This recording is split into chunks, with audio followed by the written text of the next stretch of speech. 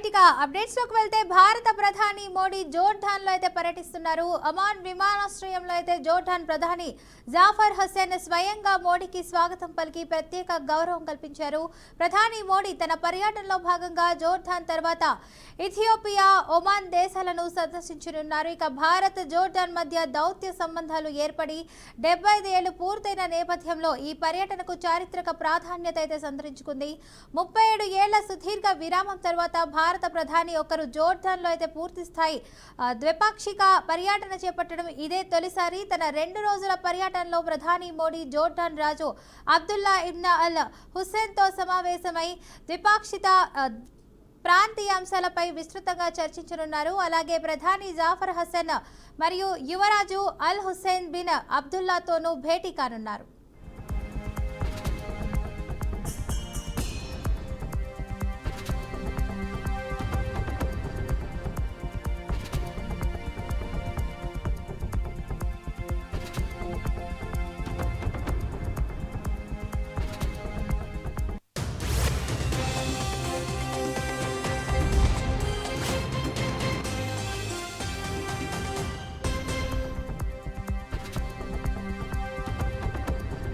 హైదరాబాద్లోని రవీంద్ర భారతిలో ప్రముఖ గాయకుడు ఎస్పీ బాలసుబ్రహ్మణ్యం విగ్రహాన్ని ఆవిష్కరించారు. ఈ కార్యక్రమానికి మాజీ ఉపరాష్ట్రపతి వెంకయ్య నాయుడు ముఖ్య అతిథిగా అయితే హాజరై విగ్రహాన్ని ఆవిష్కరించారు. రవీంద్ర భారతిలో తన విగ్రహం ఏర్పాటు కావాలన్నది బాలు యొక్క చివరి కోరిక అని బాలు చెల్లి ఎస్పీ శైలజ తెలిపారు. ఆంధ్రప్రదేశ్లో ఇప్పటికే పలు చోట్ల ఎస్పీ బాలసుబ్రహ్మణ్యం విగ్రహాలైతే ఉన్నాయని ఆమె పేర్కొన్నారు. సంగీత రంగానికి బాలు చేసిన సేవలు చిరస్మరణీయమని వెంకయ్య నాయుడు కొనియాడారు. అయితే విగ్రహం ఏర్పాటుపై గత కొన్ని రోజులుగా ప్రజా సంఘాలు, తెలంగాణ జాగృతి అధ్యక్షురాలు కల్వకుంట్ల కవిత తదితర తెలంగాణ వాదులు తీవ్రంగా వ్యతిరేకించారు. ఈ నేపథ్యంలో రవీంద్ర భారతి వద్ద భారీగా పోలీసులనైతే మోహరించారు.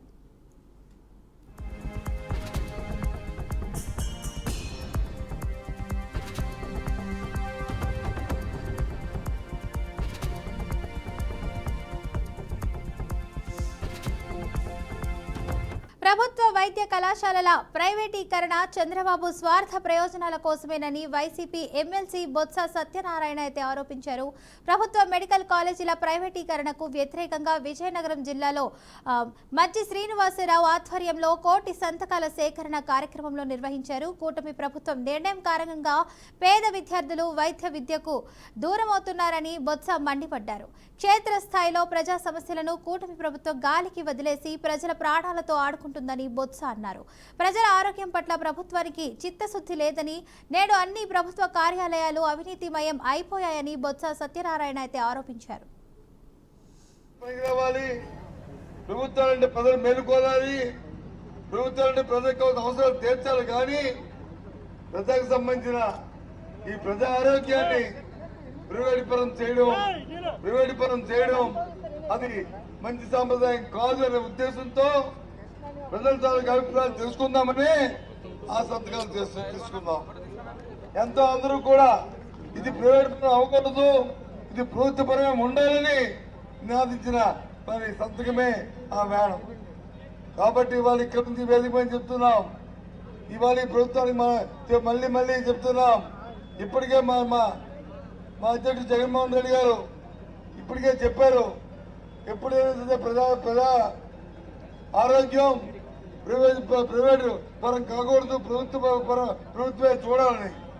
ఒకవేళ ఏదైతే తప్పి చెడి నువ్వు ముందుకెళ్ళావా, ఎవరైనా సరే ఏ సమస్య వచ్చి దాన్ని చేయడానికి ప్రయత్నం చేస్తే ఇవాళ ఏదైతే ప్రజా వ్యతిరేకతతో అందులో సంతకాలతో ఉన్న వ్యక్తులు ఈ 1 కోటి మంది రేపు ఎన్నికల్లో నీకు బుద్ధి చెప్పడం ఖాయం, నీ ప్రభుత్వాన్ని ముందు ఖాయం. మళ్ళీ ఈ హాస్పిటల్ అన్ని కూడా ప్రభుత్వ పరంగా ఉంచుతామనే విషయాన్ని మనం చేస్తున్నాం. ఒకసారి ఆలోచించేమని కోరుతున్నాను. ఇవాళ విజయనగరంలో ఉన్న ప్రజలందరినీ కూడా జిల్లాలో ప్రజలను ఆలోచించమని కోరుతున్నాను. ఓ ప్రభుత్వ కళాశాలకిను, ఓ ప్రభుత్వ హాస్పిటల్కిను, ప్రైవేట్ కళాశాలకిను, ప్రైవేట్ హాస్పిటల్కిను వెళ్తే సామాన్యులు ఎవరైనా వైద్యం చేసుకోవాలని అని అడుగుతున్నాను. సామాన్యుడికి అది అవకాశం ఉంటుందని అడుగుతున్నాను. మనకు తెలుసు ఈ ప్రభుత్వం గత ప్రభుత్వం మనం వచ్చిన కొత్తలో జగన్మోహన్ నాయకత్వంలో మన రాష్ట్రమే కాదు, మన దేశమే కాదు, ప్రపంచం అంతా కోవిడ్ అంశాన్ని ఒకసారి. నెల్లూరు జిల్లా బుచ్చిరెడ్డిపాలెం మున్సిపాలిటీ పరిధిలో 12వ వార్డు హిందూ శ్మశాన వాటికలో ఎంపీ వేమిరెడ్డి ప్రభాకర్ రెడ్డి, ఎమ్మెల్యే ప్రశాంత్ రెడ్డి శుభ స్వీకరణ భవనం నిర్మాణానికి భూమి పూజ కార్యక్రమం చేశారు. ఈ సందర్భంగా ఎంపీ వేమిరెడ్డి ప్రభాకర్ రెడ్డి మాట్లాడుతూ రాష్ట్రంలో సంక్షేమం, అభివృద్ధి రెండు సమపాల్లో అయితే నడిపిస్తున్న నాయకుడు చంద్రబాబు అన్నారు. శ్మశాన వాటికలో భవన నిర్మాణానికి ఎంపీ నిధులతో 25 లక్షల రూపాయలు నిధులను వెచ్చించి నిర్మించనున్నామన్నారు. ప్రజా సమస్యలపై తమను ఎప్పుడైనా ప్రజలు కలవచ్చని తెలిపారు.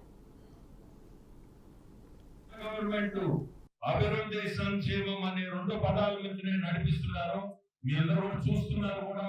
ఆర్థిక ఇబ్బందులున్నా అభివృద్ధి ఎన్నో చేయాలనే పట్టుదలతో మన ముఖ్యమంత్రులు ముందు తీసుకుపోతున్నారు. సో మీ అందరినీ కోరుకునేది కూడా ప్రతి ఒక్కరు కూడా వాళ్ళు చేయగలిగింది వాళ్ళు ప్రతి ఒక్కరు ఒక చెయ్యి ఏంటి మా సైడ్ నుంచి ఏదన్నా మా దగ్గరికి ఎప్పుడు కూడా రావచ్చు. మీ అందరు కూడా ఇప్పుడు కూడా చూసుకుంటా మన కోర్ కాన్స్టిట్యున్సీ నుంచి దాదాపు రోజు ఒక 200 మంది అన్న తక్కువ లేకుండా సమస్యలతో డైరెక్ట్ గా వస్తున్నారు. అదే కరెక్ట్. రావడం, ఏదైనా పనులుంటే చెప్పడం, చేయించుకోవడం అది కరెక్ట్ పద్ధతి కూడా ఈ రోజు వహిస్తున్నాం.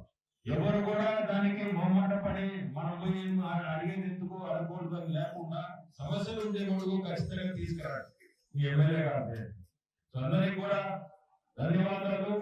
ఇది ఎంత తొందరగా కడితే ఈ కైలాస భూమి కమిటీ చైర్మన్ అనుకుంటా మన మల్లన్న మీ అందరూ కూడా ఎంత తొందరగా రైట్. ఇక మరిన్ని అప్డేట్స్ లోకి వెళ్తే శ్రీ సత్యసాయి జిల్లా పుట్టపర్తి నియోజకవర్గంలో జాతీయ ఇంధన పొదుపు వారోత్సవాలు అయితే ఘనంగా నిర్వహించారు. ఏపీ ఎస్పీడీసీఎల్ ఉద్యోగుల ఆధ్వర్యంలో అయితే భారీ ర్యాలీ చేపట్టారు. ఈ ర్యాలీని జిల్లా కలెక్టర్ శ్యామ్ ప్రసాద్, శాఖ జిల్లా ఎగ్జిక్యూటివ్ ఇంజనీర్ సంపత్ కుమార్ తో కలిసి జెండా ఊపి ప్రారంభించారు. విద్యుత్ వాహనాల వినియోగం ద్వారా విద్యుత్ను ఆదా చేద్దాం, ఇంధన పొదుపుతో భావితరాలకు వెలుగునిద్దామంటూ నినాదాలు చేశారు. హనుమాన్ సర్కిల్ నుంచి ప్రారంభమైన ఈ ర్యాలీ ఆర్టీసీ బస్టాండ్ వరకు అయితే కొనసాగింది. ప్రతి ఒక్కరూ విద్యుత్ను ఆదా చేసి భావితరాలకు వెలుగులు ఇవ్వాలని జిల్లా అధికారి సంపత్ కుమార్ ప్రజలకు పిలుపునిచ్చారు. వినూత్న రంగంలో ఎనర్జీ ఎఫిషియన్సీ ఇంధన రంగంలో పొదుపుగానే అలాగే సంరక్షించే బాధ్యత ఏదైతే ఉందో మనం భావితరాలకు వెలుగునివ్వాలనుకుంటున్నామో 1 యూనిట్ పొదుపు చేస్తే 2 యూనిట్ పొదుపుతో ఆదాతో సమానం. కాబట్టి పొదుపు పట్ల మనం ప్రత్యేక శ్రద్ధ వహించాలా. అది మనం పొదుపు చేసిన పరికరాలు ఏవైతే ఉందో స్టార్ రేటింగ్ 5 స్టార్ కానీ 3 స్టార్ కానీ ఫ్రిడ్జెస్ కానీ ఇస్త్రీ పెట్టెలు కానీ మన కుక్కర్స్ కానీ వాషింగ్ మిషన్స్ కానీ అన్నింటినీ కూడా స్టార్ రేటింగ్ పరికరాలు పూర్తిగా వాడుతూ ఎనర్జీ ఛార్జెస్ ఏవైతే ఉందో ఎనర్జీ ఛార్జెస్ తగ్గించుకోండి, నాణ్యమైన పరికరాలు కొనుగోలు చేయండి, విద్యుత్తో ఆదా పొందండి. మనకి ఏవైతే మనం నాణ్య పరికరాలు దాన్ని విత్ 3 ఇయర్స్ మన రెవెన్యూ రిటర్న్ అయితే మనం ఏదైతే పెట్టుబడి పెట్టామో ఆ పెట్టుబడి అంతా కూడా 3 సంవత్సరాల కాల పరిమితిలో మనకు వస్తుంది. కాబట్టి నాణ్యమైన విద్యుత్ పరికరాలు వాడండి, నాణ్యమైన విద్యుత్ పొందండి. భవిష్యత్ తరాలకు మనం ఏదైతే ఉన్నాం ఇవ్వాలనుకుంటున్నామో కాలుష్య రహిత ఇంధన కార్బన్ డైఆక్సైడ్ ఇలాంటి వాయువులన్నీ కూడా అవాయిడ్ చేస్తూ ఉన్న డీజిల్ మన పెట్రోల్ బదులుగా సోలారు ప్లస్ విండ్ సోలారు ఇలాంటి ఎనర్జీతో మనం గ్రీన్ హరిత ఆంధ్రగా భారతదేశంలోనే భారతదేశంలోని తరాలు పొందాలని మనస్ఫూర్తిగా తెలియజేస్తూ గుంటూరు జిల్లా పొన్నూరు మండలం మామిళ్లపల్లిలో అక్రమ రేషన్ బియ్యం పట్టుబడిన ఘటన వెలుగులోకి వచ్చింది. స్థానిక rural CI Brahmaiah, SI Srihari నేతృత్వంలో ఆటోలో తరలిస్తున్న 60 బస్తాల రేషన్ బియ్యాన్ని స్వాధీనం చేసుకున్నారు. అక్రమ రేషన్ బియ్యం తరలిస్తున్న ఆటోను అధికారులు సీజ్ చేశారు. ఈ ఘటనపై కేసు నమోదు చేసి దర్యాప్తు ప్రారంభించినట్లు పోలీసులు తెలిపారు. ఇక ఈ విధమైన అక్రమ వ్యాపారులపై కఠిన చర్యలు అయితే తీసుకుంటున్నట్లు అధికారులు అయితే వెల్లడించారు.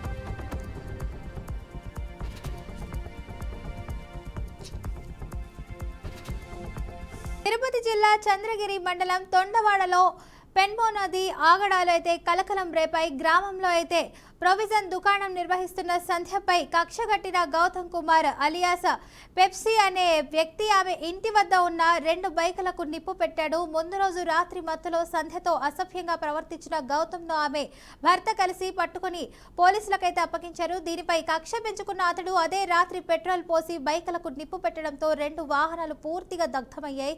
ఇక ఈ ఘటనలో సమయంలో అయితే ప్రాణభయంతో సంధ్య కుటుంబ సభ్యులు బయటకు పరుగులు తీశారు. సమాచారం అందుకున్న పోలీసులు కేసు నమోదు చేసి దర్యాప్తు అయితే చేపట్టారు.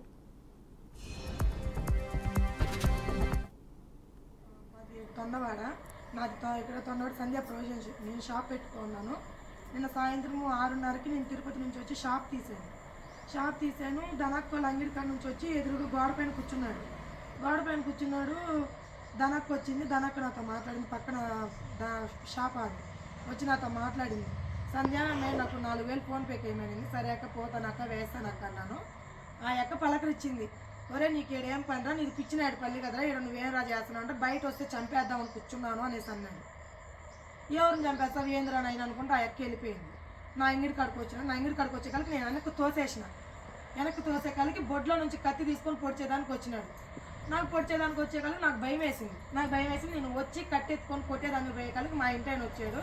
కత్తెత్తుకొని ఎందుకు వచ్చినావు అని చెప్పి అనే కాళ్ళకి మా ఇంటి మీద పోయినాడు. కత్తెత్తుకొని గేట్లు ఎక్కుతాడు, పొడి చేస్తాను, చంపేస్తాను, ఎవడొస్తాడు, ఏం బేస్తాడు అనేసి పచ్చిగా ఫస్ట్గా మాట్లాడాడు.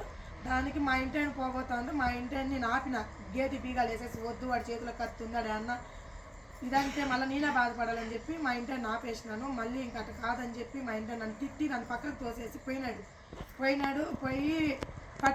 కొట్టినాడు. తట్టే కాలికి కింద పడిపోయినాడు. పోయినాము. వాడి చేతిలో కత్తి తీసుకొని పోలీస్ స్టేషన్ ఫోన్ చేశాను. వచ్చినారు, పోలీసు వాళ్ళు వచ్చినారు.